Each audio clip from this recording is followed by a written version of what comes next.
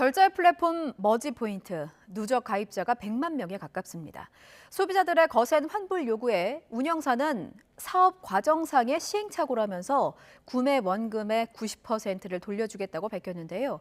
정말 돌려받을 수 있는 건지, 처음부터 지속 불가능한 사업 모델은 아니었는지 의구심도 커지고 있습니다. 권혁중 경제평론가와 함께 이야기 나눠보겠습니다. 평론가님 나와 계십니까? 네, 안녕하십니까? 예. 자, 머지포인트, 시청자들 가운데는 나도 샀는데 하는 분들도 있으실 테고, 이게 뭐지? 이렇게 생소한 분들도 있을 것 같습니다. 우선 네. 간단한 설명 좀 부탁드릴게요. 일단 머지 플러스라는 회사에서 판매한 상품이 두 가지입니다. 이제 머지 플러스 멤버십이라고 해서 구독 서비스죠. 월 1만 5천 원을 내면은 어떤 제휴 서비스를 맺고 있는 매장에서 20% 할인을 받을 수 있도록 하는 상품이고요. 예. 또한 지금 문제가 되고 있는 선불 상품권이 이제 머지 머니가 이것도 마찬가지로 가맹점에서 상품권처럼 쓸 수 있는데 20% 할인 가격으로 팔았었어요. 그러다 예. 보니까 소비자 입장에서는 결론적으로 모든 상품에 대해서 20% 할인된 가격을 살 수 있게끔 하는 서비스였거든요. 그래서 예. 이게 입소문이 나서 정말로 많은 사람들이 이 머지 플러스라든지 머지 머니를 구입한 상태다라고 보시면 되겠습니다. 예. 20%나 할인해 준다고 하니까 사실 알뜰족의 입장에서는 굉장히 매력적인 상품이었거든요. 그래서 네네. 월 거래 규모도 크고 사용자도 네. 상당한데, 그런데 지금 상황이 돌연 판매 중단을 선언한 상황인 거죠?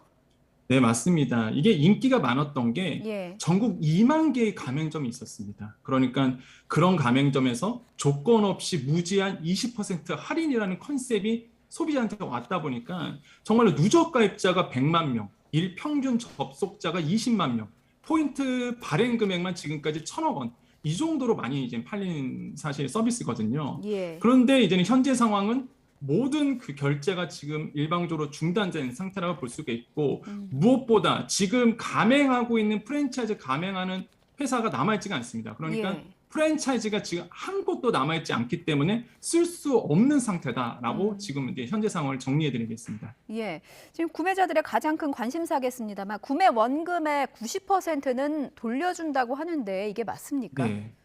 지금 머지 포인트 입장에서는 순차적으로 접수를 통해서 90%를 환불하겠다고 얘기를 하는데, 예. 문제는 말은 누구나 이제 할 수 있는 부분이겠죠. 음. 과연 그것이 실행되는가가 문제인데요. 시간 끌기가 될 수 있다. 그러다 보니까 일부 이용자들은 그걸 참지 못하고 이제 본사까지 찾아가서 환불 요구를 이제 하기도 했습니다. 그렇기 예. 때문에 과연 이게 실행이 가능한지는 지켜봐야 된다고 말씀을 드리겠습니다. 예. 말씀하신 것처럼 소비자들이 환불을 위해서 본사 사무실에 집기류도 가져가고 좀 네. 쑥대밭이 된 상황인 것 같습니다. 머지 포인트를 운영하는 이 머지 플러스 측의 해명을 좀 들어보면요. 이 모든 네. 과정이 새로운 서비스를 시도하는 과정에서 벌어진 일이다, 이렇게 밝히고 있거든요. 네. 전자금융업법을 등록하지 않았다고 하는데 정확히 네. 어떤 게 문제가 되는 겁니까? 그러니까 머지 포인트의 등록 업종이 이제는 지금 말씀하신 것처럼 문제인데, 머지 플러스는 이런 얘기를 합니다. 상품권 발행업이라고 이제 주장을 하고 있는데, 예. 근데 지금까지 했던 서비스를 보면은 이게 사실상 선불 전자 지급 수단이거든요. 그러니까 이게 금융위원회에 전자금융사업자로 등록을 해야 됨에도 하지 않았다는 게 이제는 문제가 됐고, 그러다 보니까 이제 가맹점들이 떨어지다 보니까 소비자 입장에서는 쓸 곳이 없어지고, 이게 이제 음. 악순환되면서 이제 자금이 이제 꼬이게 되는 부분이 이제 지금 일어났다고 볼 수가 있겠고요. 예. 전자금융 사업자가 아닌 상황에서 만약에 회사가 도산을 한다, 자금 경색이 발생한다, 그러면 제도적으로 지원을 받을 수 있는 길이 없습니다. 왜냐하면 미등록 회사이기 때문에. 그래서 예. 피해가 고스란히 소비자에게 전가될 수밖에 없는 이런 현상이다라고 지금 정리를 해드리겠습니다. 예. 이게 애초에 스타트업의 규모로는 좀 지속 가능하기 어려운 사업 모델이었다, 이런 비판도 나오고 네. 있고요. 일각에서는 이 신규 고객의 돈으로 돌려막기를 하는 폰지 사기 아니냐, 이렇게 의심하는 네. 시각도 있더라고요. 그러니까 이게 그 딱 구조를 봐도요. 이게 팔리면 팔릴수록 회사 손해가 늘어나는 구조거든요. 예. 그러니까 보통 포인트를 20%를 할인해 준다. 근데 그 20%를 누군가는 그걸 내줘야 되는 부분인데, 당연히 그러면 머지 플러스라는 회사에서 낼 수밖에 없는데, 음. 실제 사업자가 발행한 지금까지의 지난 6월 기준으로 보면 월 한 400억 원이 팔렸고요.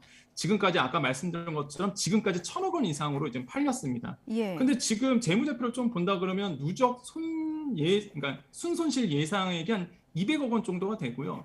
그리고 뭐 직원도 있을 거 아닙니까? 예. 직원도 있잖아요. 그럼 우리가 보통 재무구조를 본다 그러면 매출액에서 매출 원가 빼고요. 그럼 매출 총이익에서 우리가 보통 판관비라는 걸 뺍니다.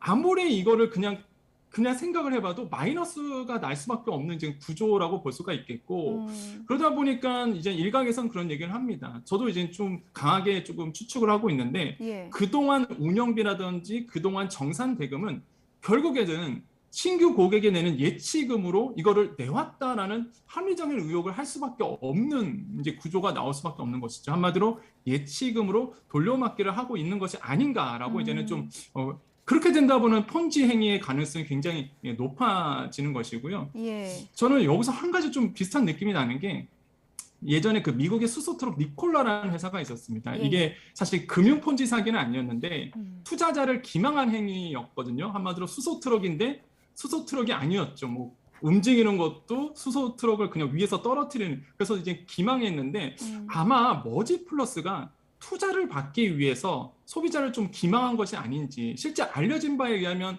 이 회사가 몇몇 기관으로부터 투자 의향서를 서로 오고 간 것으로 알려지고 있거든요.